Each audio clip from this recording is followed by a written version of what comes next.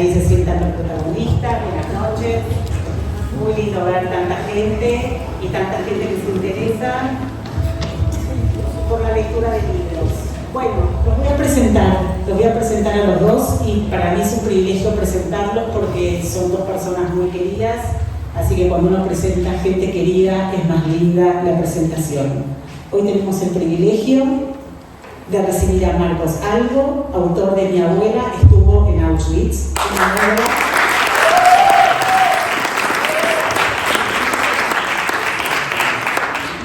Una obra que es mucho más que un libro, es un acto de memoria y amor. En sus páginas, Marcos rescata la historia de su abuela, Desi Barzilai, una joven judía sefaradí nacida en Salónica, que a los 15 años fue arrancada de su hogar y llevada a los infiernos de Auschwitz. Allí, en medio del hambre, el frío y la pérdida, Desi encontró fuerza en la amistad y en la sororidad de otras mujeres prisioneras en un intento casi milagroso por sobrevivir. Así como Desi, que muchos de los sobrevivientes no hablaron de aquello que les pasó luego de mucho tiempo, ella se anima a hablar con las entrevistas del programa de Steven Spielberg. Ahí es cuando Marcos empieza a escuchar la historia de su abuela y escribe y decide escribir este libro. Es un testimonio que nos interpela no solo a recordar, sino a aprender y a seguir transmitiendo estas memorias a las nuevas generaciones. Bienvenido Marcos y gracias por permitirnos. Y quiero decirles que Marcos tiene el privilegio de ser entrevistado por Jessica Landes. Jessica es pedagoga de la Universidad de Madrid.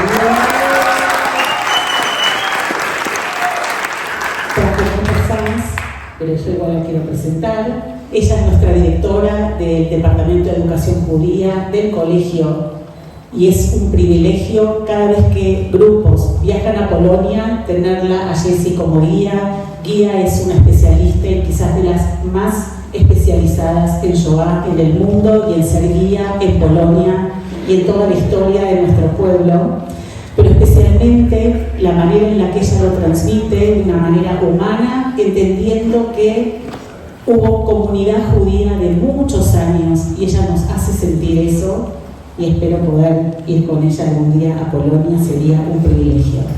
Vamos a hacer unos 45 minutos, Jessie lo va a entrevistar a Marcos, así Marcos va a ir contando de su libro, Jessie va a ir agregando algunos datos, así también podemos disfrutar de su conocimiento y después vamos a abrir a las preguntas de todos. Gracias a los dos.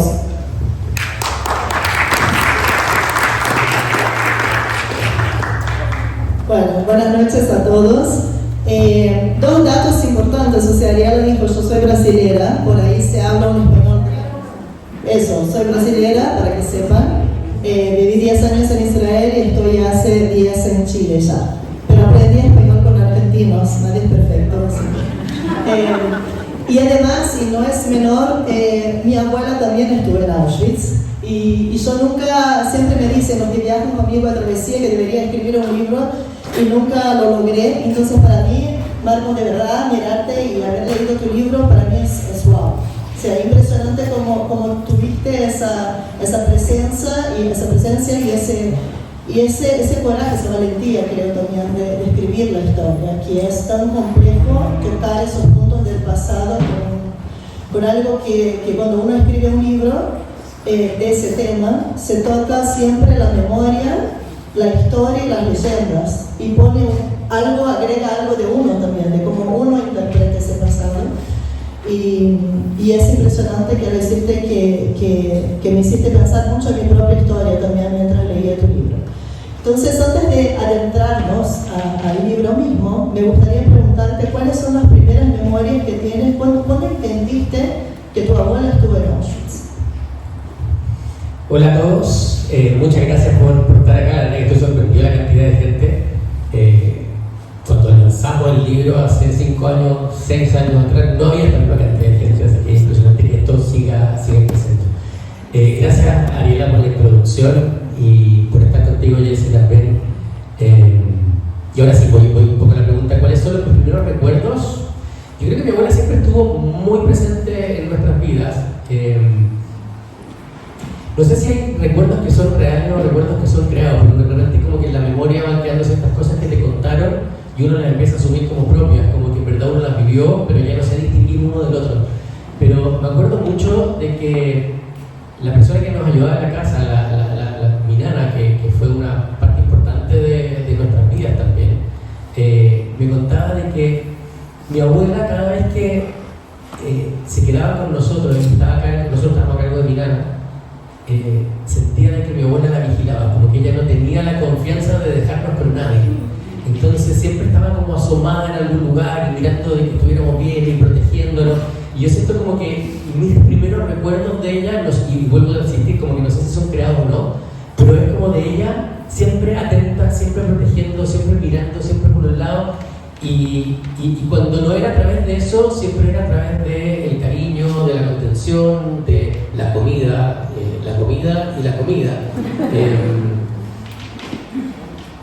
Por lo que no me explico que nosotros, los 5 nietos, seamos flacos realmente, porque en verdad nos incluían comida todo el día y siempre era comida que estaba especialmente hecha para nosotros, porque ella decía que estaba especialmente hecha para nosotros, porque realmente llegábamos por sorpresa y justo nos había preparado algo especialmente para nosotros pensando en lo que queríamos. Y creo que es súper interesante la pregunta de cuándo me enteré de que ella estuvo en Auschwitz, porque creo que ella no hablaba mucho, pero no solamente porque quisiera como rehuir del tema, sino que no hablaba mucho porque para ella casi era una etapa superada. Y si uno la veía, costaba pensar de que ella era una sobreviviente del Holocausto. Porque siempre estaba alegre, divertida, bien vestida, nunca fue víctima, nunca usó el Holocausto como una herramienta de persuasión o como para poder contar una historia y lograr algo. Que hubiese sido muy fácil, ¿no? Es como de repente cuando uno, no sé, iba a su casa y no se comía la comida porque uno es mañoso y no se quiere comer el pollo, qué sé yo. Nunca el argumento era yo no tenía que comer cuando estaba en un campo de concentración y tenía que pelearme con los ratones, los pedazos de miga que había, sino que siempre era del cariño, como, pero ¿cómo? Si yo lo hice con tanto cariño para usted, ¿cómo no te lo vas a comer? Entonces, para ella el tema del Holocausto y de Auschwitz en particular no era un tema presente. Entonces para nosotros en general, para toda la familia yo creo, y después lo pueden corroborar mis hermanos que están acá, el tema de Auschwitz era un tema que estaba latente pero no estaba presente.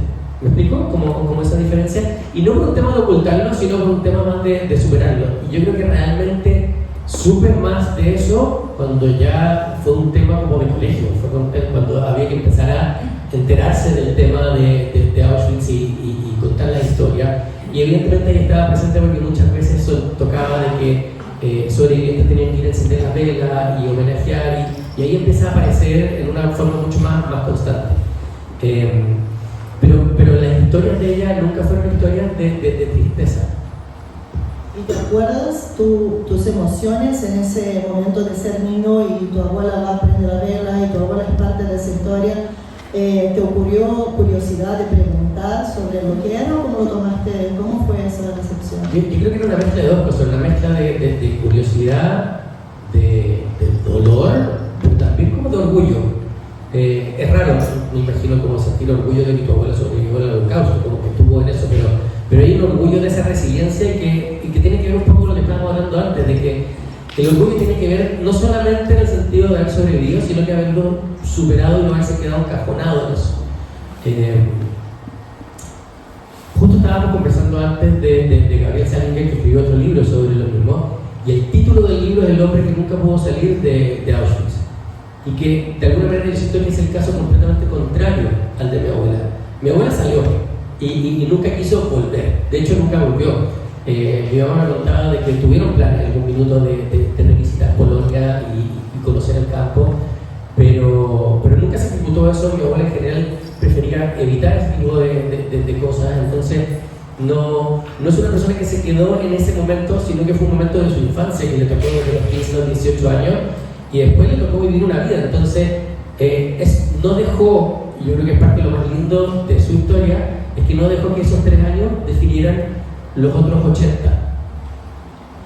Y en una parte del libro al final dices que cumpliste la promesa que hiciste cuando ella te pidió hace 20 años antes, dices, que ella pidió que escribiera la historia, y como que cuando estás justo a punto de morir, es como que retomaste esa promesa que escribes, creo que así, ni me acordaba, pero como que me ¿Cómo fue Sí. esa?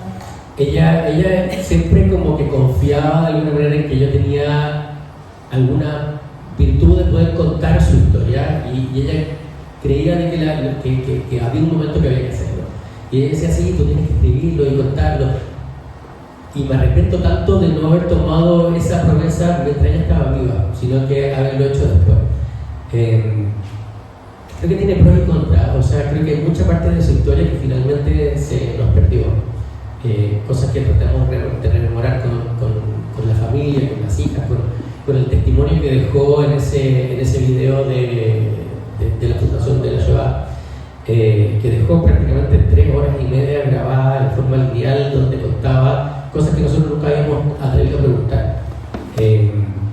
Y me acuerdo que cuando fue ese testimonio, que fue en el año 96, nosotros estábamos ahí, pero mientras ella la entrevistaba, estábamos todos reunidos en una pieza mientras ella estaba en el living respondiendo las preguntas. Entonces no lo escuchamos directamente. Después ese testimonio quedó grabado en la fundación y quedó archivado básicamente en esa biblioteca que recogió prácticamente como 60.000 testimonios, que en verdad es un monumento. Llegaron a Brasil también, mi abuela también está ahí. O sea, si Steven Spielberg ya era importante para mí como director por las películas que he hecho cuando vi ET, Tiburón, Encuentro Cercano, etc., hoy día yo creo que es parte fundamental de mi biografía, porque sin eso habría sido imposible contar su historia. Porque claro, todos hubiésemos especulado con porciones, pero no hubiésemos tenido como la palabra directa de ellos. Y me imagino que eso mismo multiplicamos 60.000 es un efecto abrumador. Y nosotros como familia creo que nunca vimos ese video en forma lineal.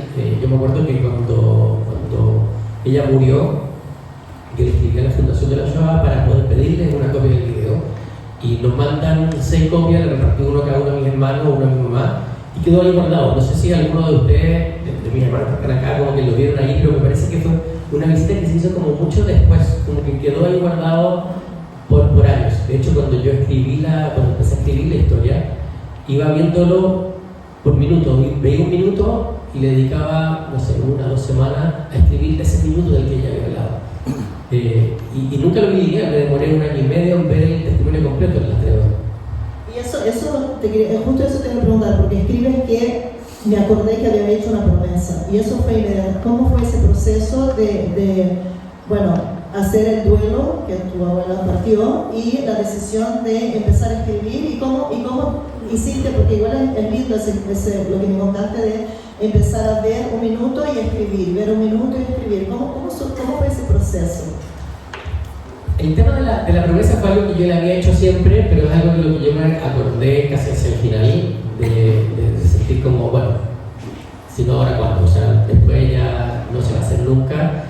Y ahí fue también por apoyo de mi familia, de mi señora, que también me empujó a ir haciéndolo, porque el trabajo de escribir un libro, cuando uno no se dedica a eso a tiempo completo, sino que en verdad es como tu traje de noche, en el fondo, cuando uno se pone como la máscara de Batman y dice, ya terminé mi trabajo, terminé mi labor familiar, con la crianza de los niños y eso, y ahora toca ponerse a escribir. Entonces era un trabajo súper nocturno. Normalmente empezaba a escribir a las 10, 11 de la noche, terminaba de escribir todos los días a las 3, 4 de la mañana, y a las 8 de vuelta a la oficina. Y lo que te contaba justo antes, cuando de hecho nosotros no nos conocíamos, empezamos a conversar recién afuera, es que durante ese año y medio, o sea, escribía hasta las 3 de la mañana, pero soñaba que estaba metido en el campo desde las 4 hasta las 8 de la mañana. Entonces era un trabajo nocturno de tiempo completo prácticamente. Y yo creo que fue mi mayor comunión con mi abuela durante ese año. Entonces también fue un proceso que tuvo una combinación como de dulce y agraz, porque por un lado era una historia súper terrible lo que estaba relatando, pero por otro lado seguía estando con ella, y me sentía muy compenetrado con ella, porque algo que yo no sabía, pero al escribir un libro, que fue mi primer libro, había hecho antes intentos de escritura, pero en general terminaba haciendo cosas mucho más cortas, más cuentos, cosas así. Es que uno tiene que conocer demasiado al personaje principal como para saber qué diría en caso de qué haría si estuviera y yo sentí que eso estaba, que conocía tan bien a mi abuela por todas las conversaciones, por todo lo que vivimos juntos, que me era relativamente sencillo ponerla en un lugar, en una situación, porque ella contaba evidentemente cosas como bastante más generales, como llegamos al tren y estuvimos 3 días en el tren y después nos bajamos. Entonces, esos 3 días está resumido en lo que ella dijo en 2 segundos, pero para mí era un capítulo de 20 páginas y tenía que explorar en eso. Justo, que era mi próxima pregunta, porque yo tengo, es parecido, mi abuela cuenta algunas cositas del tren y mi cabeza mientras leía es impresionante, alguien que conoce muy bien Auschwitz. Yo entré con tu abuela en Auschwitz, o sea, físicamente logré, o sea, y mi pregunta eran 2 preguntas. Uno, ¿cómo si hiciste un trabajo histórico para contar? Porque hace referencia también a Mengele y a Irma Grese en algún momento. Entonces, ¿cómo fue ese proceso de lo histórico con la ficción? Pero es como no sé cómo poner la palabra literaria para eso, es como escribir la historia. ¿Y cómo fue para ti imaginar esos diálogos? Porque no fue ella quien escribió, fue tú. Entonces, como que me preguntaba también, ¿cómo logró hacer ese diálogo y armar esos personajes que son las 2 amigas principales, si es que llegaste a tener la fortuna de conocerlas o a conocer a alguien que las conoció también? Porque pones ahí como algo muy real. Son varias preguntas en una en realidad, pero yo creo que, claro, efectivamente yo creo que sí se puede decir ficción, porque no es ficción lo que sucede, pero sí es ficción de alguna manera lo que dijo. Mi abuela no me dijo, ella me dijo hola y yo le respondí hola y ella me respondió. Entonces cuando efectivamente uno pasa a tratar de escribir el diálogo, que era mi intención era no hacer una narrativa periodística de lo que había pasado, sino que mucho más emotiva, desde su memoria emotiva, no desde hechos, porque creo que los hechos están narrados, ya hay literatura sobre eso. Y fue uno de los principales desafíos cuando la editorial me propone publicar el libro, antes de que se fuera escrito en realidad, era ¿qué tengo distinto para contar de la historia que no se ha escrito antes? Porque literatura sobre la Shoah hay, películas sobre la Shoah hay, y sobre todo documentos históricos hay. Entonces, la idea era poder narrarlo desde adentro, desde lo que ella sentía, de cómo lo iba viviendo una persona que tenía 15 años al momento de entrar a un campo. Y claro, ella narraba los hechos y ella contaba algunas cosas, pero efectivamente había una documentación paralela, no solamente para poder explorar más profundamente lo que ella estaba diciendo, sino que incluso había como una especie de fact-check, en el fondo de comprobar los hechos, porque de repente ella decía, bueno, yo llegué a la plaza, hay una parte donde cuando los alemanes invaden Grecia y lo hacen formarse, llaman a todos los hombres judíos mayores de edad a ir a la plaza principal, que es la Plaza de la Libertad en Salónica. Mi abuela dice en el testimonial, cuando yo lo estoy contando, y llegaron 9.000 personas, y yo dije, bueno, mi abuela exageró. Probablemente debe haber sido 150, 300, qué sé yo. Entonces tenía que tratar de ir haciendo eso porque no solamente quería contarlo lo más real posible, en el sentido de poder blindar en algún momento la información para que no saliera gente que graba y es que no es verdad. Porque una de las cosas que yo tenía susto era que efectivamente hubiera, pensando también en las campañas de difamación que existen, ese tipo de cosas, donde empiezan a hablar de que el holocausto no existió, darle algún argumento donde dijeran yo estoy tergiversando la realidad y en verdad esto no pasó, entonces tal como él dice que se juntaron 9.000 personas, en verdad fueron 150 y que podían deslegitimizar la narración. Entonces me meto a buscar información y efectivamente eran 9.000 personas. Entonces muchas de las cosas que yo pensé que ella estaba exagerando incluso se había quedado corta en algunos casos. Y lo que era bonito, entre comillas, es que ella decía, claro, juntaron a 9.000 personas en la plaza y fue terrible porque le hicieron las peores humillaciones. Entonces ella hablaba, como contaba antes, 5 segundos y yo me dedicaba una semana a investigar sobre esos 5 segundos para hacer el cruce de realidad y ver qué tanto más podía meterle yo a la historia. Entonces tratar de sentirlo un poco ahí y buscar cómo es la plaza, porque no conozco Auschwitz, no conozco Salónica, no estuve en los trenes, entonces todo eso es más que nada por la documentación, por la narración y por buscar eso. De hecho es una promesa que tenemos hecha familiarmente, de ir a Salónica a conocer los lugares donde ella estuvo, que todavía nos queda esa deuda pendiente esperando que lo se caiga. Ya hago propaganda travesía Salónica, si Dios quiere el que viene, así que están invitados. Entonces, claro, había que ir documentando porque tratar de hacerlo, como dices tú, que sea vivencial y que uno sienta de que está entrando y que entra en arqueología del campo, es un ejercicio visual importante, sobre cuando uno no conoce el lugar. Y claro, por suerte está la documentación, las películas, planos. Entonces, de repente me pasaba, no sé, 2 semanas investigando algo y después decidí no escribir nada de eso.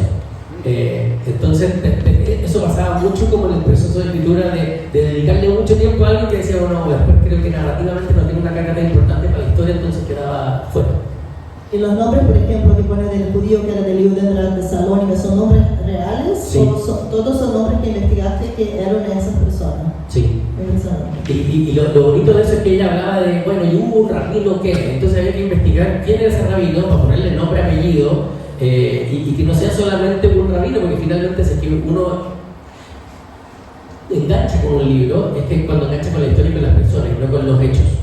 Entonces tenía que investigar quién era ese rabino, tratar de encontrar esa documentación y buscar el último recoveco en la biblioteca de Salónica que hablaba del rabino que está escrito en griego y tratar de traducirlo por Google. Entonces todo ese proceso era muy agotador, pero al final siento que es lo que más enriquece también la narrativa. Y cuando empezaste a escribir y hiciste eso, ¿esperabas algo? O sea, ¿escribiste por escribir o visualizabas algo? El proceso fue interesante en el sentido de que primero me junto con la editorial, con un amigo que es editor, que trabaja en esta editorial que es bastante grande, que se llama Penguin Random House. Y él me dice, ¿por qué no escribes la historia de tu abuela? Y digo, la estoy empezando a escribir. En mi cabeza no llegaba una palabra escrita. Y me dice, ¿pero te animáis tú a escribirla o ponemos como un ghostwriter? Un ghostwriter es como un escritor fantasma que escribe a nombre de otras personas. Como por ejemplo, no sé si a alguno le tocó leer la memoria de Agassi, que se llama Open, que es uno de los libros biográficos más leídos, y dice Open André Agassi, pero en verdad no lo escribió él, y la persona que lo escribió después se hizo más famosa porque empezó a escribir otra biografía y otras cosas. Y sentí que me lo propusiera era una humillación, era como, no, ¿por qué lo ha escrito otra persona? Y me dijo, bueno, escribí las primeras 40 páginas y veamos, como ponte a prueba. Y esas 40 páginas me demoré 6 meses, escribí 40 páginas, la revisé, la di vuelta, borraba todo lo encontraba malo, volví a escribirlo, lo encontraba más malo y quería volver atrás y ya lo había borrado. Entonces esas 40 páginas de alguna manera sentía de que iban a asegurar la posibilidad de que ese libro existiera. Y para mí el libro la idea de que ese libro existiera era más un testimonio a mi familia, a mis hijos sobre todo,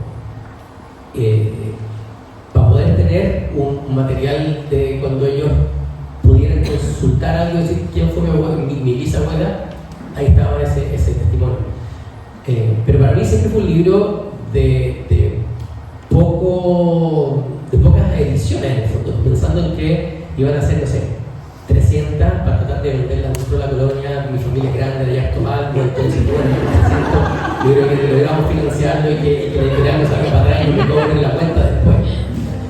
Y me estoy adelantando un poco, pero en el minuto que termino el libro, lo entrego, le pregunto a Daniel, que el editor, le digo, bueno, ¿y cuántas copias van a hacer? Me dice 4.000. Yo lo primero que hice fue llamar a la Cami y dije, Cami, necesitamos espacio para poner 3.600.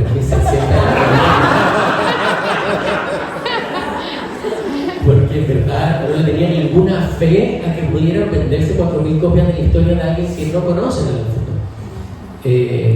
Y lo lindo fue de que a los 2 meses me dicen que están agotadas 4.000 y van a ser 2.000 más. Y hoy día llevamos como en la 5ª o 6ª edición, o sea, ya la han republicado 5 o 6 veces. Lo empezaron a publicar en Colombia y en México. Y la verdad que las repercusiones que ha tenido ha sido increíble.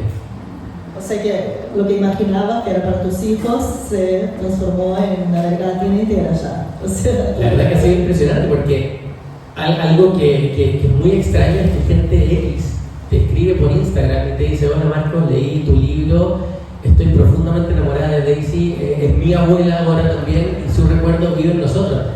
Y veo de dónde dice Jalisco, México, y yo como no puedo creer que alguien en Jalisco esté leyendo el libro y que le llegue tan profundamente la conexión. Entonces, una vez escuché a alguien que decía que uno sabe que tira una piedra al río, pero no sabe cuántas olas va a generar, y la verdad que las olas que ha generado ha sido esa ola, de esas olas, ¿hay algo que más te llamó la atención de alguna persona que se acercó? Todavía me pasa que me escriben 5 o 6 años después, todavía me siguen llegando, o sea, una vez a la semana, mensajes que yo trato de compartirse a la familia, de gente que me escribe textos súper largos de repente, como tratando de mostrarme lo que significó para ellos y que en verdad, en algunos dicen como que la historia de Daisy en verdad me cambió mi perspectiva de la vida, de sentir de que uno se echa a morir por cualquier cosa, y su historia, y su valentía, y su resiliencia es tan inspiradora de que yo hoy día veo la vida de otra manera. Entonces, sentir de que yo pude canalizar un poco, porque es la historia de ella, ¿no? Yo de alguna manera lo que hago es canalizar su historia y que gracias a la editorial esa historia pueda trascender un poco y que llegue a otros países incluso. Es algo que no me esperaba en absoluto. Pero lo más lindo que me sucedió de todo fue, como les contaba, yo lo escribí hace 5 años. Hace 5 años ya habían nacido mis 2 hijos. Uno tenía 5 años y el otro 3. Y el de 3 me dice: papá, yo quiero aprender a leer solo para poder leer tu libro. Y eso es lo más lindo que me pasó. Y leemos todas las noches con los niños, y ellos como que se están de alguna manera entrenando para poder leer el libro. Evidentemente el libro no es para que lo lea un niño de 8 ni 10 años, pero ellos saben que tienen ahí el libro pendiente esperando a que ellos estén listos. Y en ese minuto, cuando ellos lo lean, sentí que ahí se termina de cumplir ese ciclo. Y ya hablaste mucho de Daisy, de lo que ella dejó para ustedes, pero si puedes decir, ¿cuál es el gran legado de ella para la familia? ¿Qué sientes que dejó? O sea, yo creo que dejó la familia, pero creo que sin su ímpetu, su capacidad de sobreponerse a los obstáculos, su resiliencia, ninguno de nosotros estaría aquí, evidentemente. Pero yo creo que ella nos dejó una cantidad de virtudes que no son pocas. Nos dejó alegría, no nos dejó ese sentido de, como te decía al principio, de la victimización, sino que al revés, de ya, vamos a lo que sigue. Y esa capacidad, que justo se lo comentaba ayer un amigo, de sentir que uno puede hacer todo, que no hay cosas que no puedas hacer. Y yo eso hoy día lo ocupo mucho en mi trabajo. Cuando de repente, no sé, un cliente me dice: oye, ¿ustedes saben hacer X? Por supuesto. Y no tengo idea cómo se hace, pero estoy seguro que voy a lograr descifrarlo. Porque parte de las cosas que ella hacía para poder sobrevivir en el campo era eso. Cuando buscaba un voluntario de alguien que pudiera traducir, levantaba la mano. No tenía idea de hablar otros idiomas, pues ya levantaba la mano. Necesitamos que alguien borde, levantaba la mano. Porque sabía de que esa capacidad de decir, bueno, me la arreglaré. Me acordé de la gallina. ¿Alguien sabe cocinar la gallina en el último tono? Casi lo mata. Ese se lo sé, pero lo hace. Y ella, claro, en esa parte del libro ella cocina la gallina y lo hace mal y casi se muere todo intoxicado. Pero espero que algunas de las cosas sí vayan saliendo bien. Y aparte de uno de los conceptos que justo hablábamos con Ariela el otro día cuando estábamos hablando, quizás estoy hablando cosas que no debería, pero hablábamos de la chutzpah. Y la chutzpah, en hebreo, quizás usted lo puede traducir mejor que yo, pero la chutzpah es algo bastante inherente a nosotros, que tiene que ver con esa choreza o la chispeza que dice Gary Medel de decir, vamos, de tomar cualquier desafío y sentir que uno se la puede y de ser vivo en el fondo. Yo creo que es una de las cosas más importantes que nos dejó. Entonces yo siento que, sobre todo pensando en mis hermanos, somos personas hoy día, creo, de que si nos ponen en la mitad de, no sé, Uganda, vamos a lograr salir de ahí. Nos vamos a arreglar en el idioma, vamos a encontrar algo que hacer, vamos a solucionar alguna cosa y vamos a ser capaces de sobrevivir en donde nos metan. Como que está esa virtud que dijeron: ustedes pueden, yo puedo, ustedes pueden. Y lo otro que nos dejó, que a veces no es tan bueno quizá, yo creo que sí en realidad, pero que tiene que ver que somos muy poco vengativos. Se nos olvida rápido, perdonamos rápido. Al final de la entrevista a mi abuela le dicen: bueno, ¿y tú qué le dirías a quienes te están escuchando. Y ella lo que dice es que se va a perdonar. Y eso encuentro que es una virtud después de que pasaste por el infierno, que te digan de que una de las cosas más importantes que uno puede hacer es perdonar, porque perdonar no tiene que ver con el otro, tiene que ver con uno. Cuando uno no perdona, el otro, gracias. Cuando uno no perdona, es el otro, al otro le da lo mismo en realidad, probablemente no se quede ni pegado, pero uno es el que tiene ese odio adentro que no te deja vivir y no te deja superarlo. Entonces cuando uno perdona no lo hace por el otro, no está perdonándolo a él, sino que está perdonándose, y de alguna manera eso te da una posibilidad de continuar. Y para mí son esas dos cosas que son una de las enseñanzas fundamentales de la Bélgica: la chutzpah y esa capacidad de perdonar, de seguir adelante y no quedarse pegado. Eso, ustedes son muy afortunados, tengo que decir, porque no todos los sobrevivientes tienen esa resiliencia, esa fuerza de salir adelante y transmitir eso a la generación que viene. O sea, entonces, por lo que dices, siento que ustedes no sienten tanto, por ahí sí, pero no lo siento tanto como ese trauma transgeneracional tan marcado. Pero por ahí sí hay algunas cosas en la familia también que quizás son más veladas de ese trauma, que también seguramente se transmite de otra manera. Pese que desde siempre quiso ser positiva, ¿hay algo que logras identificar? O sea, yo creo que siempre hay como espíritu de sobrevivencia que al mismo tiempo también es una inseguridad, ¿no? Porque sobrevivir significa que alguien te está atacando también. Entonces, hay familiarmente yo creo que tenemos esta mentalidad de guerra. Mi abuela hacía algo muy divertido, que ella escondía la plata no en los bancos porque no creía en los bancos, porque también le pasó que pusieron en ningún minuto plata en los bancos en Suiza y quebró el banco y perdieron los ahorros y todo. Pero ella ponía la plata escondida en distintas partes de la casa y después se acordaban que la había puesto. Y literalmente podían pasar años que no sabían dónde estaban y después nosotros encontramos un diario como pistas escritas como en fonética en hebreo de dónde había guardado algunas cosas. Y yo siento que esa mentalidad de guerra, de sentir de que uno siempre está expuesto, no es algo solamente de descendientes de sobrevivientes, sino que es algo que está muy arraigado a nosotros como comunidad, creo, ¿no? De sentir que en cualquier minuto hay que salir. Pero llevándolo a ese trauma,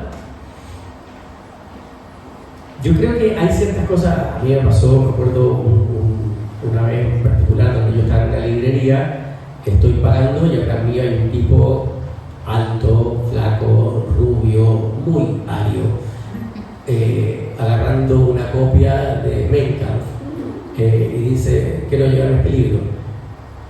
Y mi reacción fue me empezó a quitar el cuerpo. Entonces yo creo que, o sea, esa es una forma de trauma probablemente.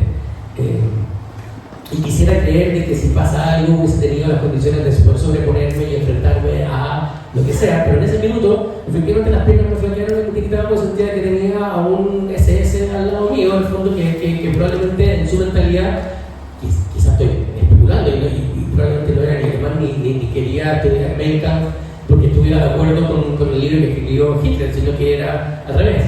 Pero en ese minuto sentí de que había un trauma, que había algo que había escalado como a nivel molecular, incluso adentro.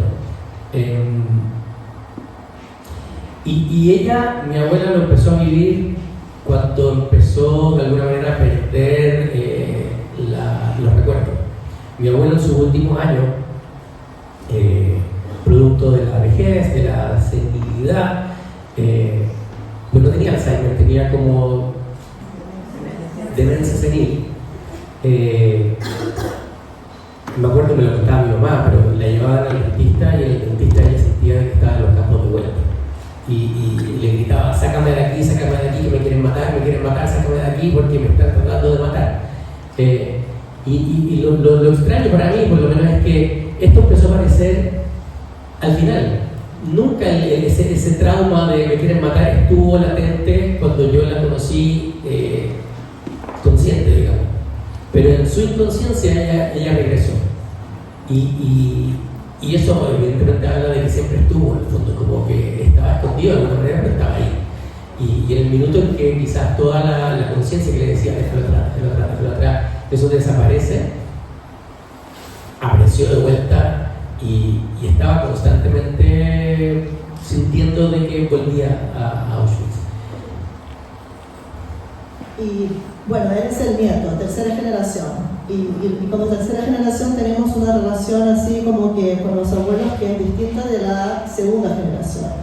Sientes que tú, eso que me cuentas de la resiliencia y de la posibilidad y lo que eso transmitía, tu mamá, tus tías, o sea, ¿sintieron lo mismo? ¿O llegaste, o sea, se abrió un espacio en la familia para hablar de cómo fue? Yo creo que no había un espacio para conversarlo tan abiertamente.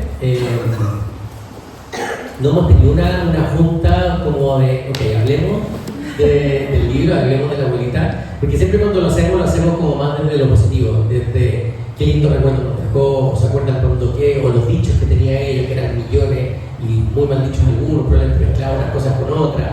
Y ella en verdad era muy divertida, así yo me acuerdo que, no viene al caso, pero me acuerdo que íbamos juntos en el auto y lo paran los carabineros, porque no sé, yo creo que no era por exceso de velocidad, sino que al revés, iba demasiado lento.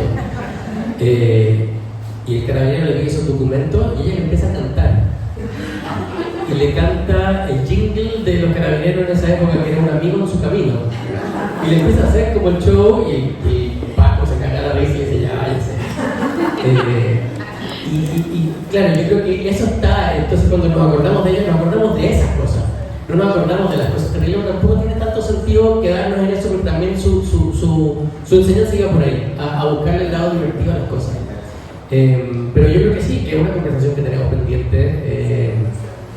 Y con respecto a la segunda generación, yo creo que la segunda generación definitivamente es más difícil que para la tercera, porque la segunda generación le tocó vivirlo mucho más de cerca. O sea, mi mamá nació cuando mi abuela tenía 18 años y había salido al campo 3 años después. Ni siquiera, había salido un año después. O sea, ella entró a los 15, salió a los 18 y mi abuela lo tuvo a los meses después. Entonces, mi mamá es hija de una sobreviviente directa, no solamente directa de que es su mamá, sino que directa es que no haya pasado nada de tiempo. Entonces, el trauma probablemente le tocó sobrevivirlo muchísimo más a ella.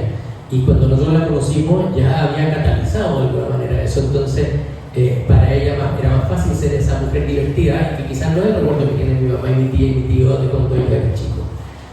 Quizás, claro, cuando mi mamá me contaba de que vivían en el centro y escuchaban el cañonazo de las 12, no sé si sabían lo que es el cañonazo de las 12. No sabía, pero leí el libro. Ya entendí. En Santiago, para los que no lo saben, existía la tradición de que a las 12, desde el cerro Santa Lucía, ¿no? Desde el cerro Santa Lucía, pegaban un cañonazo y todos sincronizaban los relojes diciendo ya son las 12. Y era un cañonazo, sonaba ¡pum! Y cada vez que sonaba el cañonazo, mi abuela se escondía, porque sentía de que la guerra había llegado a Chile. Entonces, claro, cuando yo la conocí, ya estaba curada de espanto sobre ese tipo de cosas, pero a mi mamá, a mi tía, a mi tío, no les tocó vivir eso. Entonces, yo conocí una Daisy distinta a la que les tocó conocer a ellos. Entonces, el trauma probablemente es distinto y ellos lo reciben mucho más fresco y mucho menos procesado. Igual hay algo lindo que dijiste que me parece que es dejar lo que ella quiso dejar y al final de la vida, que es la parte positiva, la resiliencia, seguir adelante, el humor, o sea, que es hablar de las cosas lindas, de decir, no el trauma que dejó. Entonces creo que eso es muy, muy marcado, muy fuerte en la familia de ustedes, y muy afortunado, como dije. Y en una parte del libro, cuando justo se va a casar con Bianquito, ¿no? Que así lo pones, dices que no escribes muy bien, que ojalá escribieras una historia de amor, que se enamoraron y se casaron, el amor de su vida, ¿verdad? Pero que no fue así, que se casan para tener uno al otro, los dos después de la guerra. Y lo que da a entender es lo que dijiste acá también, que es, me caso por la continuidad judía para formar una familia y seguir adelante. O sea, traspasar eso de las cosas lindas, lo que fue Salónica antes de la guerra y la cultura. Y de alguna manera entonces, o sea, se ve que ella lo logró. Y hay un dicho, no sé si escuchaste, pero en Israel dicen que fue Shimon Peres que dijo que hay una discusión de quién es judío. El que de Al-Alajá, que nació de la mamá judía, El otro dice, no, pero el converso también es judío, y otro que es más reformista dice, no, pero si el padre es judío, también es judío, porque ¿quién decidió que es la mamá? Se cambió después. Y empieza la discusión, y dice que Shimon Peres dice, ni tú tienes la razón, porque judío es aquel que logra tener nietos judíos, que es justamente lo que les dice, que es traspasar y decir, yo quiero dejar el legado que es la familia. Y mi pregunta hacia ti es, ¿cómo ves tú, o sea, recibiste eso? Y en el libro dices que quieres, o sea, estoy haciendo esto por mi abuela y quiero seguir ese legado. ¿Cómo ves tu rol como papá para tener nietos judíos? ¿Cómo lo ves? Si es algo que ese es el legado que quieres transmitir, o si lo tomas desde otro lado, el legado de ese. Buena pregunta. No sé si tengo una buena respuesta.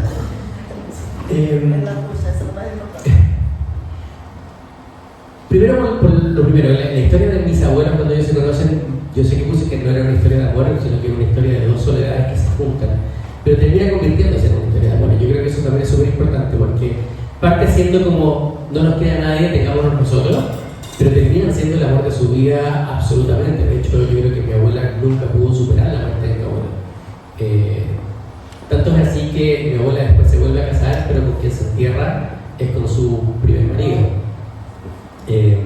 con el Taquito. Algo también que es muy bonito que la gente me escribe, porque en la lápida de mis abuelos, porque están juntos, y ahora con mi tío también, están los tres juntos ahí, hay una inscripción.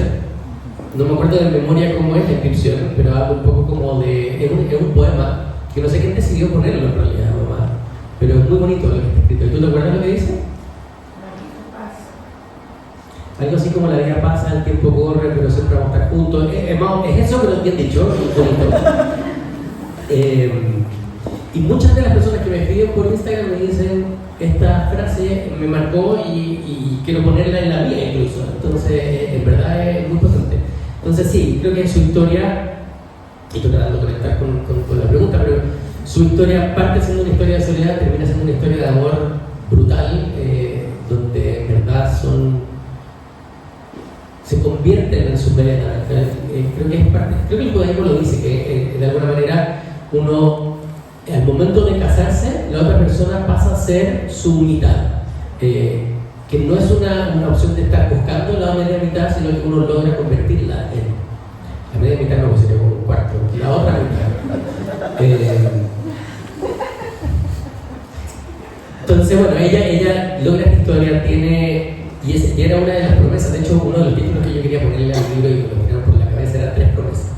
Porque primero ella le promete a su amiga Frida sacarla del campo, le dice, vamos a sobrevivir juntas. Segundo, ella se promete tener una familia, como que su respuesta a la barbarie nazi es a través del amor y decir, no nos van a detener, nosotros vamos a seguir nuestro camino. Y la tercera promesa era la que yo le hice a ella al escribir su historia. Entonces eran 3 promesas, y me dijo, no, eso parece un libro como corintellado, no funciona. Mi otra propuesta de nombre era peor todavía, y finalmente le estuvieron poniendo ellos ese nombre que se llama Mi abuela estuvo en Auschwitz, con el que estoy recién empezando a hacer las paces porque nunca me gustó. Y ella, bueno, logra cumplir esa promesa de hacer familia, de tener hijos y asegurarse de tener nietos también. Y su legado de todas maneras tiene una influencia súper potente de decir, no puedo yo ahora detener esta vertiente en el fondo. Entonces, sí, fue una conversación con mi señora de qué colegio meter a los niños. Para mí siempre fue el hebreo, ¿verdad, David? Sí. Siempre fue el hebreo la opción. Le agradezco con toda mi alma a mi señora que haya aceptado eso. Y yo creo que de alguna manera eso también garantiza, para mí el colegio garantiza la continuidad de alguna manera. Entonces, siento de que los niños van tomando lo mejor que van viendo de cada una de las partes, y ellos tienen un legado judío súper potente que está muy presente en todas las cosas familiares que hacemos, desde el Shabbat, desde la historia, del poder de... Nosotros somos nombrados, para los que no lo saben, como el pueblo del libro, que es algo con lo que yo conecto muchísimo. que tiene que ver con esto de poder tener una continuidad histórica a través de, no la literatura, pero sí el contar historia. Y yo creo que eso está muy, muy presente en nuestra familia. Qué lindo. Y ya tenemos que terminar y abrir las preguntas, pero quiero que sepan que de Salónica, la mayoría de la gente no sabe, pero 98% de los judíos de Salónica fueron asesinados durante la guerra, y estamos hablando que es incluso más alto el porcentaje que Polonia. Polonia es 90%, en Salónica 48.000 de los 50.000 son asesinados. Y acá el hecho de escribir la historia, yo creo que también estás honrando ese pasado y dejando ese legado. Me gusta siempre hacer el eslabón de la continuidad, de que ya lo estás haciendo. Yo hice la pregunta así de legado, pero igual ya lo estás haciendo.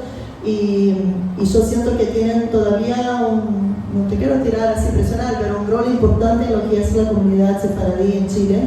Porque creo que hay mucho que hacer y mucho que mantener y mucho que rescatar de cosas que escribías en el libro de yo, que vengo de Ashkenaz, como que no entendía mucho, y estaría lindo empezar a abrir eso, ¿no? Y hacerse y darse a conocer la comida, que hablaban mucho de la comida también, de los dichos y eso. Así que muchas gracias, Marcos, de verdad. Gracias por ese espacio, gracias por tu entrega al libro y a lo que es siempre que te piden hablar, porque es la primera vez que te escucho, era por la pantalla, por eso no lo conocíamos. Y es siempre un gusto escucharte y da muchas ganas de uno también de revisar ese pasado que yo tengo en mi caso. Y quién sabe, un día así como Gabriel habló contigo, yo hablo contigo sobre un libro también. Así que muchas gracias.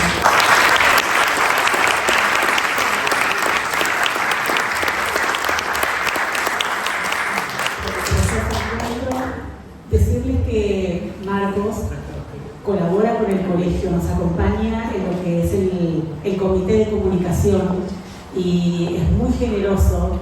Y veníamos hablando en este tiempo de Shavuot, de la continuidad judía, cuando los hijos ven que los padres están en el colegio, trabajan para el colegio y acompañan en proyectos del colegio, es una alegría inmensa y sienten, porque me ha pasado también en mi historia, de que uno está en el lugar más adecuado que puede estar en el mundo. Así que ya Camila y Marcos están haciendo que sus hijos sigan con esta continuidad. Ser judío, dice Amos Oz, que es un escritor, es ser parte de un pueblo que nunca renunció ni a la esperanza ni al recuerdo. Y creo que este libro que Marcos escribe en representación de tu familia, ¿no? Para dejar el legado familiar y la historia familiar, es parte de esa continuidad, de ese recuerdo y de esa esperanza. Voy a empezar con las primeras preguntas para los dos. Primero, ¿cómo es transformarse de un buen contador que sabe contar, que sabe narrar, a transformarse en un escritor?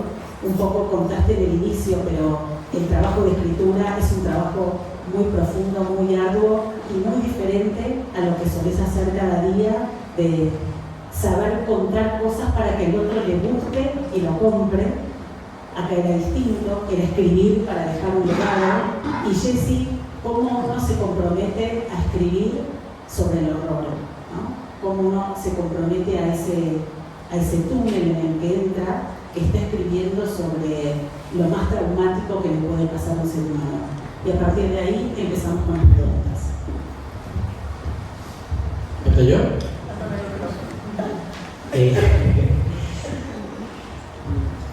La verdad no sé cómo uno pasa de querer contar una historia a poder escribirla y que esa historia se transforme en un libro y que ese libro sea publicado por una editorial y que ese libro además se convierta en algo que trasciende lo que yo pensaba que era la historia familiar y se convierte en un libro que lo leen muchas personas que no son de la colectividad. Yo creo que una de las cosas principales probablemente, y que lo hemos conversado con otros amigos que también escriben, es leer. Yo creo que es imposible, y aquí hay una respuesta también quizás para Alberto, el nene que me estaba preguntando cómo se parte escribiendo un libro. Se acaba de despertar.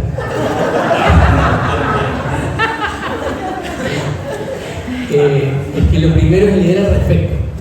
Yo mientras escribí el libro estaba leyendo todos los libros que habían sobre Auschwitz, literalmente todos. Leí La bailarina de Auschwitz, leí El hombre en búsqueda de sentido de Frankl, leí El tatuador de Auschwitz, todos los roles que había en Auschwitz los leí. Estaba el tatuador, la costurera, la bailarina, etc. Y también para poder encontrar no solamente formas de escribir, sino que formas de no escribir y poder encontrar tu propio estilo y decir, por aquí voy yo, por aquí no voy yo, o qué tengo nuevo que aportar para no escribir un libro más sobre lo mismo.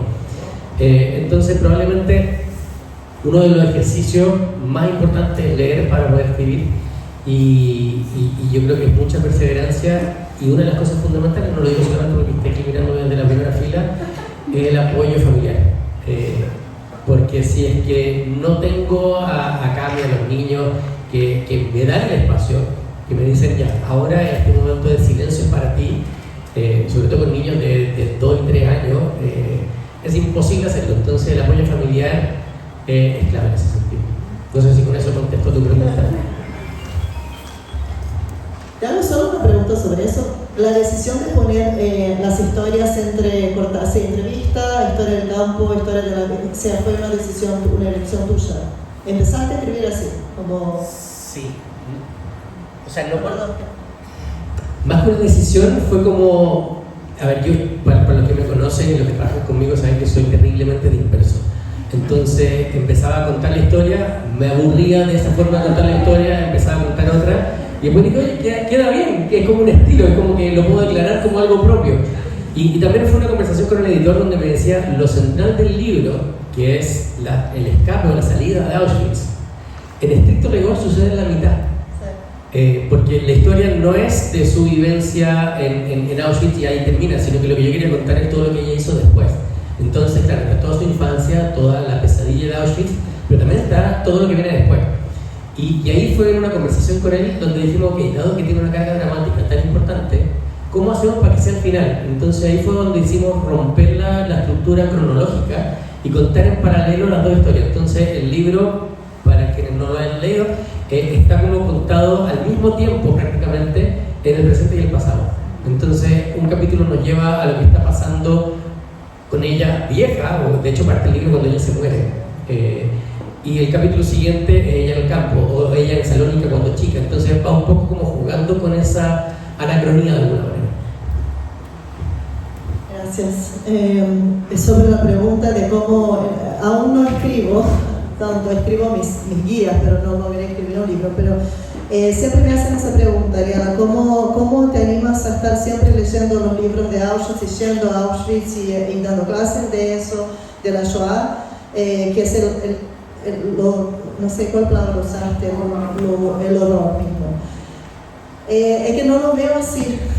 O sea, cuando entendí, fue en 2008, que podía contar esa historia desde el lado del eje de la vida, el eje del honrar y el eje de traer a la voz de la gente que estuvo ahí, sí logró, o no logró salir, pero logró un día más, que ya es resistencia, como que eso es lo que me animó a hablar de esas historias y leer, y por eso amo leer los libros, y lo que para mí es lo que dijiste, más que la historia dura, que eso ya sabemos, que los nazis toman el poder y vamos así a los campos, sino es lo que va entre. Y ese entre en la vida misma, y creo que es una forma de honrar a todos aquellos que no salieron y honrar también a los que salieron, y gracias a su resiliencia y esa fuerza de seguir viviendo más allá de lo que pasaron.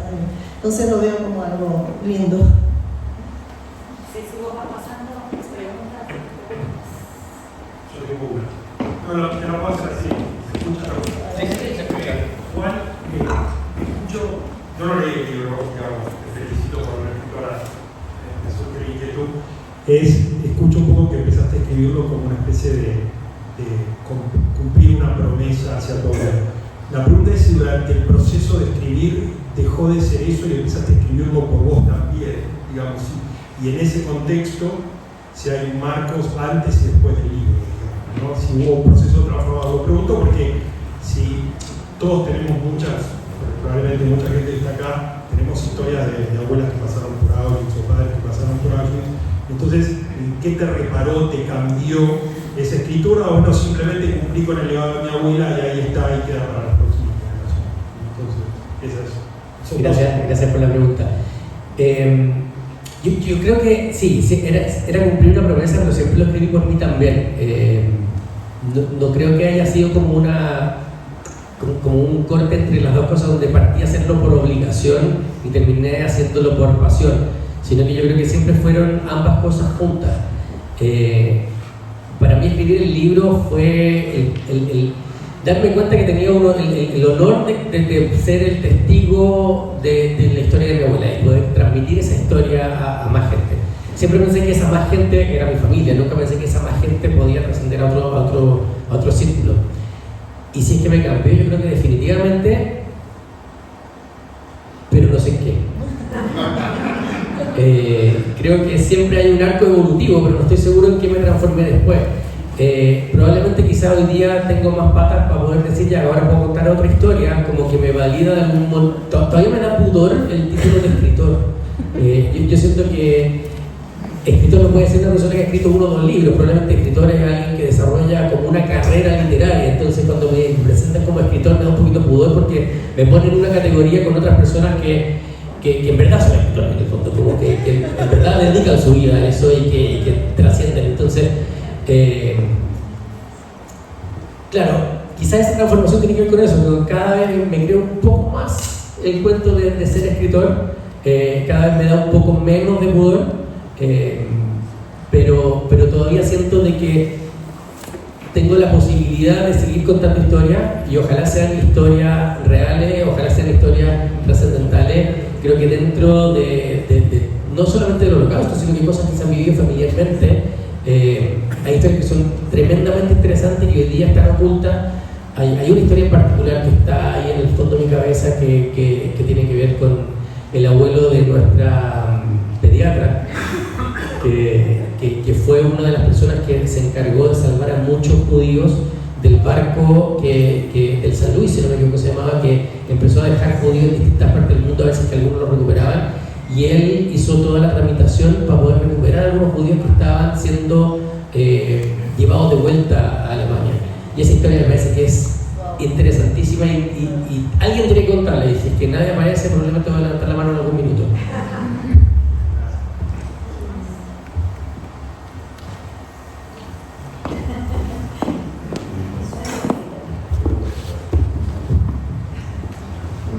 Una consulta que para los dos, desde ese poquito campo de cada uno.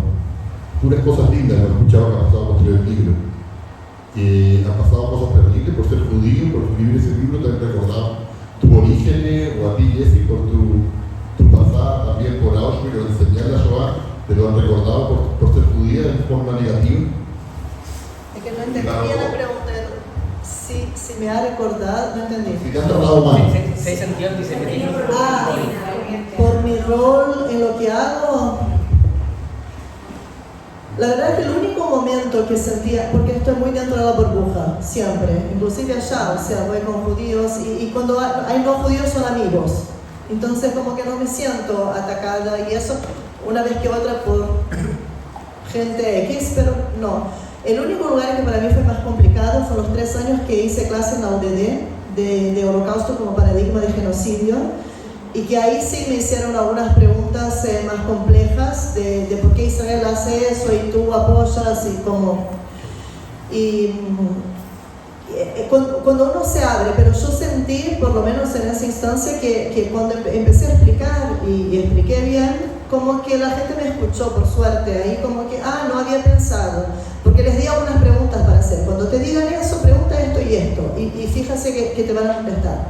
Como que eso, pero en mi círculo es muy judío, o de amigos de judíos, por lo menos. Yo creo que ha sido en un 99% solo cosas positivas. Y como decía antes, tengo tan pocos remordimientos negativos en el fondo, como soy tan poco negativo, probablemente me olvidé de la mayoría, pero en algún minuto sí me acuerdo que cuando se publicó el libro y lo ponen en las redes sociales de Penguin Random House, que tienen miles de seguidores, algunos de los comentarios eran otro judío más victimizándose por lo que sucedió y el holocuento y ese tipo de cosas. Pero fueron tan poquitas que en verdad no me pegaron. Yo incluso estaba como preparado para más. No estaba ahí como con los guantes de box puestos, como ya, ahí está, ahora tírense encima. Y la verdad que no sucedió. No, fue uno o dos, algo que normalmente sucede, gente que es anónima, que escribe cosas por redes sociales, pero nada relevante, nada que me haya dado susto, nada que me haya dado, que no me haya hecho dormir esa noche, no, nada. Y yo creo que al revés, ha sido todo lo contrario, ha sido mucho más positivo y yo creo que lo único como más terrible que pasó es que en algún minuto del libro puse de que mi tío abuelo se casó por obligación con mi tía abuela y que mi tía abuela, porque lo decían ellos, era muy fea. Y tuve problemas familiares por haber puesto eso. De hecho, todos los hijos y nietos de ese tío abuelo, yo como que rezaba de que no lean el libro porque estaba diciendo que su mamá era fea. Pero no lo decía yo, era la opinión. ¿Y además pusiste la foto en el libro? También puse la foto para que la gente se diera cuenta que no era como dicen los niños ahora, no solamente una opinión, sino que un hecho. Era un tema relevante en ese minuto y surgió después, y fue cuando una tía me dijo, yo te lo dije, pero no era para que lo pusieras. Me pareció que me iba a sentir divertido. No, eso fue, no hubo nada terrible. Voy a salirme de la escena y voy a ir a dos mujeres de tu vida porque sé que está acá tu mamá y está tu esposa. Así que les quiero preguntar a las dos cómo fue vivir el detrás de escena como hija de Desi, de que tu hijo cuente la historia de tu mamá. Y Camila, cómo fue ser la esposa de este hombre que se anima a contar una historia tan intensa.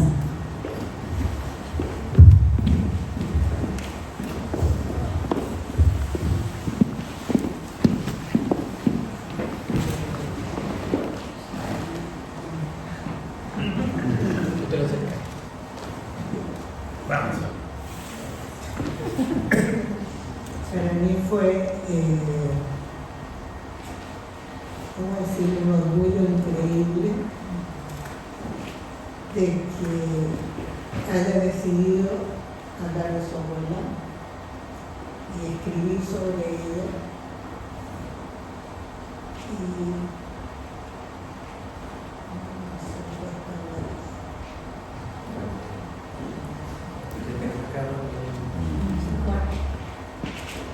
Cuando estaba escribiéndolo, a cada rato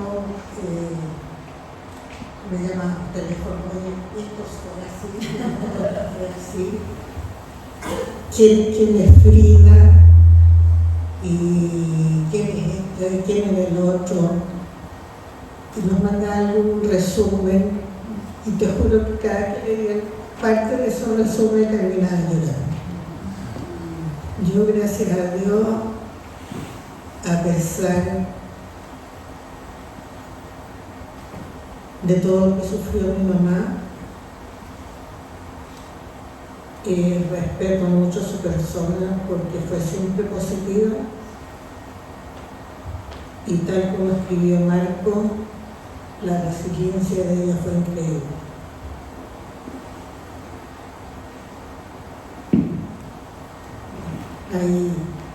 Hay una anécdota de que nosotros llegamos a Chile por una casualidad increíble, porque cuando en Salónica todos los judíos trataron de irse y a nosotros no nos llega nunca la visa para América, que era Estados Unidos. Entonces se dio una casualidad de que un vecino de mi papá, no sé si lo escribiste en el libro, entonces no lo voy a repetir. No, pero hay muchos que no leyeron el libro, es para que queden ganas de comprar. Entonces, un vecino de mi papá tenía un hermano que vivía en Chile. Y él le escribió una carta a su hermano: mira, mi vecino de aquí, Jaco Calderón. Y mando la carta, después de 3 meses le llega la respuesta. Mira que después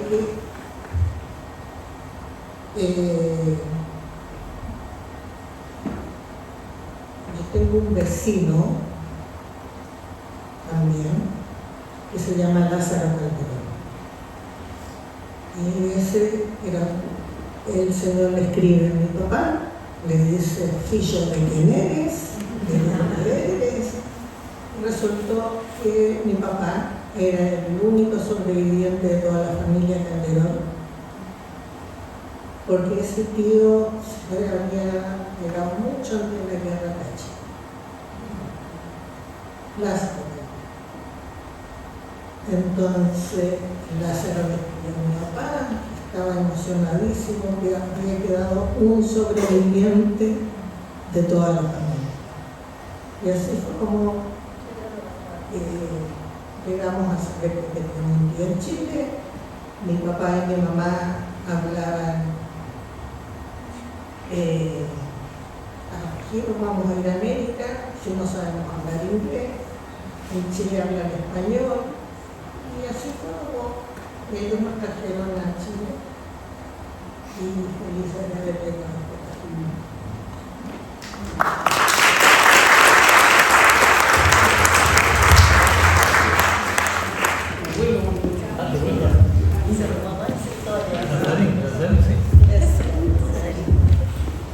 Yo también estoy muy orgullosa de Marcos.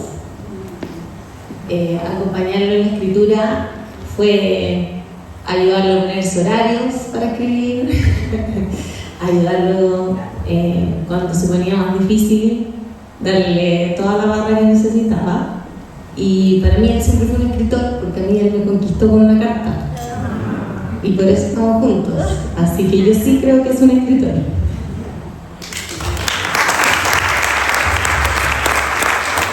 Algo muy rápido, pero lo primero que se me ocurra es cuando te lo pregunten.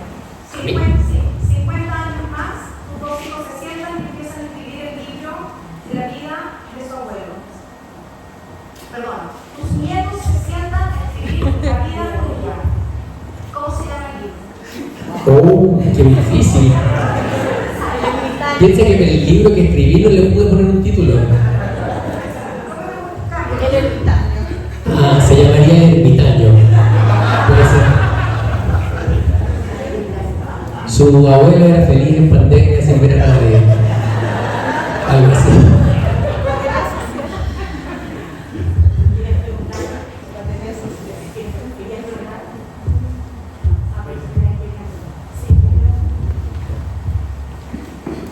Señor, dijiste algo que yo siento que es el significado de la resiliencia y la resignificación del trauma, que es, mi abuela no se quedó en Auschwitz, sino que no se quedó en esos 3 años. Esos 3 años no la definieron a ella como persona. Los 80 años, esa es parte de su historia, pero los siguientes 80 años sí la definieron como persona. ¿Qué crees tú que tenía ella en particular para haber desarrollado esa capacidad de resiliencia? ¿Había algo innato? ¿Había algo quizás como factores más familiares? No sé.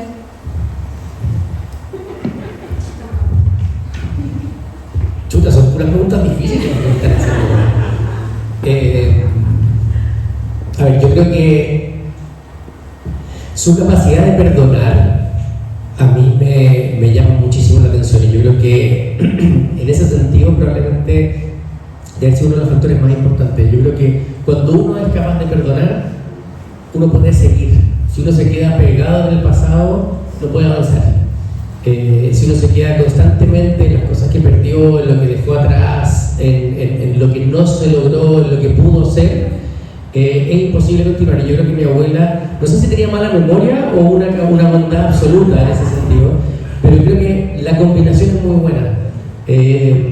Yo siento que también esa capacidad de no sentir como odio profundo, aunque te hagan algo malo, probablemente habla de ingenuidad, habla de mala memoria, pero son cosas que te permiten avanzar.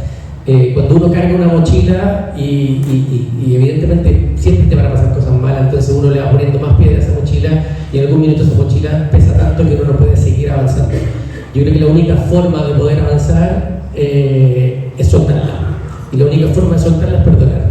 Y por eso mi abuela en la última parte de lo que dice en el libro, cuando dice sepas perdonar, dice algo muy importante que dice: yo no tengo odio en mi corazón. Y eso, para alguien que le hicieron lo que le hicieron, que mataron a su papá, que se quedó sin nada, porque no solamente lo que pasó en Auschwitz, sino que lo que pasó después también. Mi abuela vuelve a Salónica y en Grecia no los querían de vuelta, les dicen: ¿para qué no sobrevivieron? La casa donde ella había nacido, trató de llegar ahí a recuperarla y dijeron: ya no está tu casa, ahora construimos un edificio y esta cuestión no es tuya, ándate. Entonces cuando ellas pensaron que iban a ser recibidos como héroes, llegando habiendo sobrevivido la parte más terrible del mundo, llegan a su hogar y le dicen: no te queremos acá. Entonces cuando llega a Chile, si ella se queda con todas esas piedras, el barco se hunde. No hay posibilidad de avanzar sin soltar.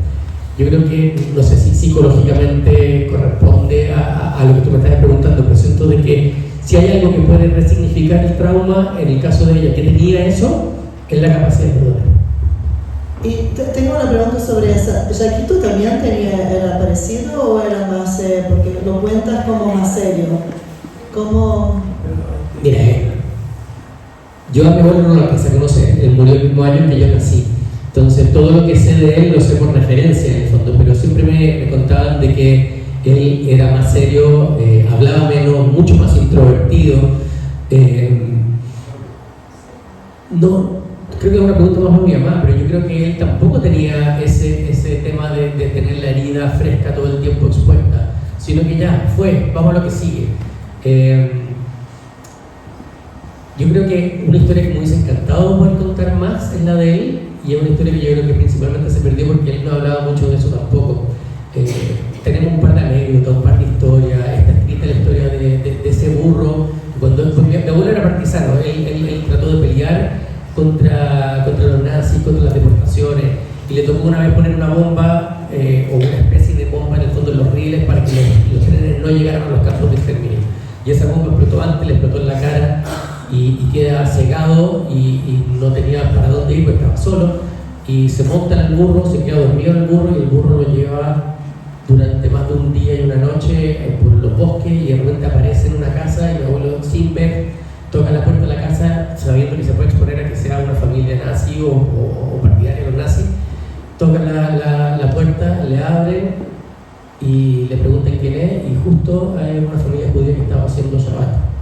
O sea, la posibilidad de que ese burro lo haya llevado justo a ese lugar. Bueno, me estoy divagando, pero me encantaría tener más historias de mi abuelo para poder decirte exactamente cómo era, pero es un personaje que no tengo tan claro en mi cabeza porque siempre fue demasiado medido en ese sentido, entonces sabemos mucho más de lo que hacía que de lo que pensaba.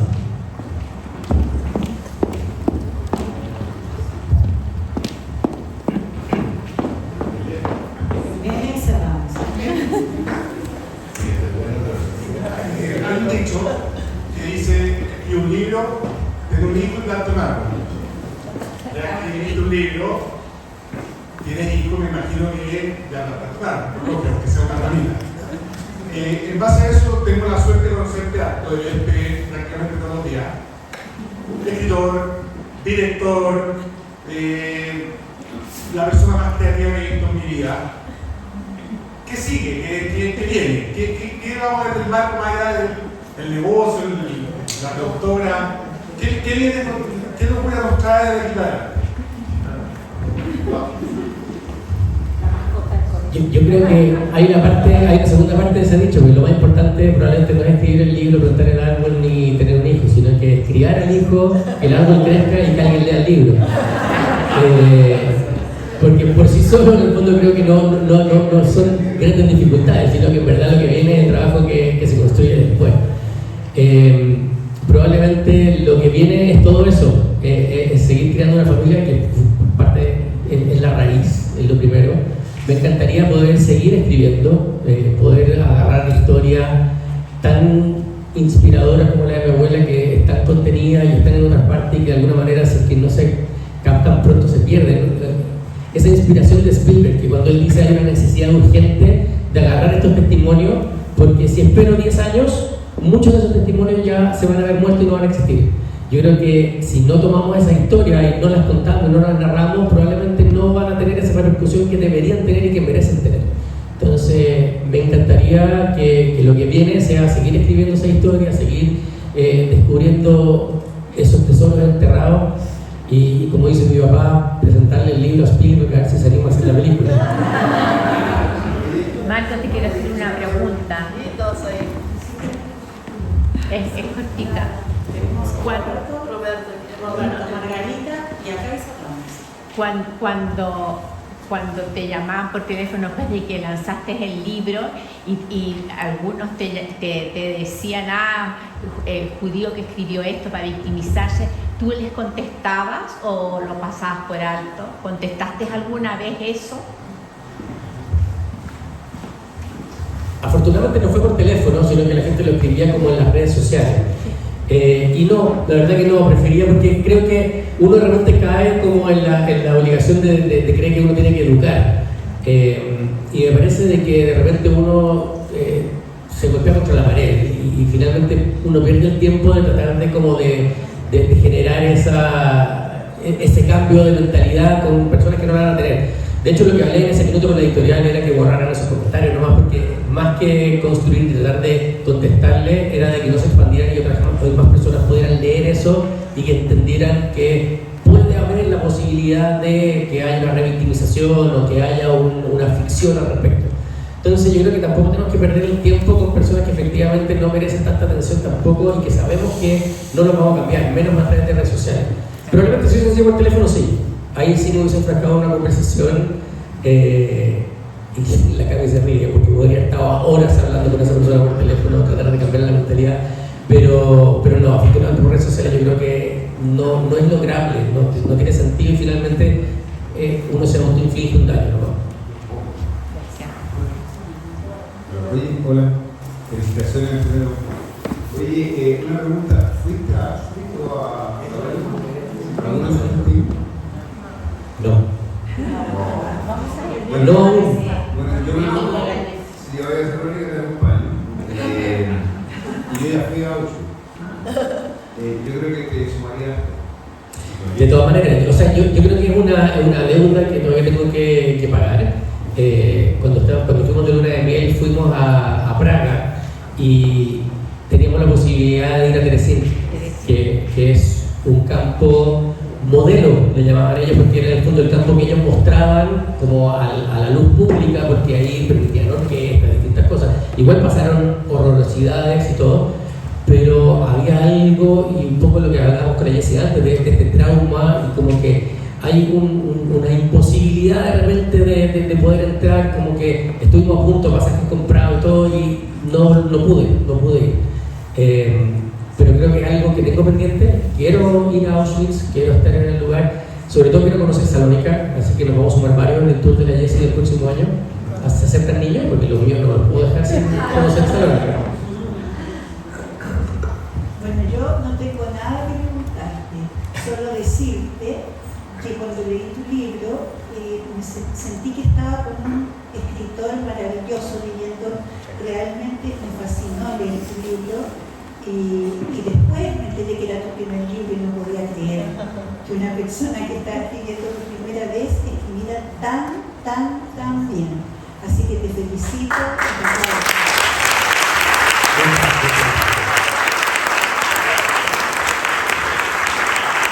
Solo quiero comentar que el año pasado fue la Pachi, la bisnieta de la Bessie, fue mi alumna en el colegio, estábamos en Auschwitz.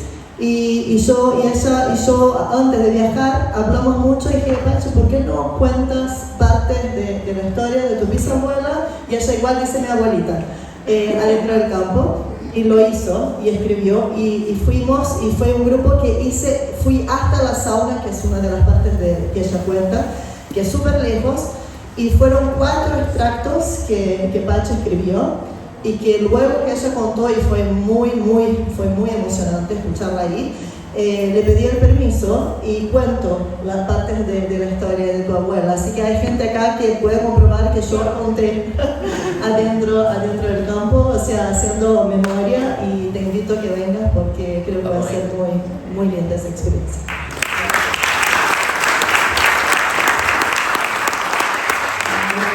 Agradecerles a todos que vinieron, y no sé qué les pasa a ustedes, pero cada vez que uno lee un libro así o escucha estos testimonios, uno dice, yo hubiera sobrevivido, hubiera tenido las habilidades, las capacidades, la fuerza de salir de ahí si hubiese tenido la oportunidad. Con esta pregunta nos vamos, les agradezco. Próximo Limud Express es en agosto, así que bienvenidos al próximo libro y gracias por estar todos aquí.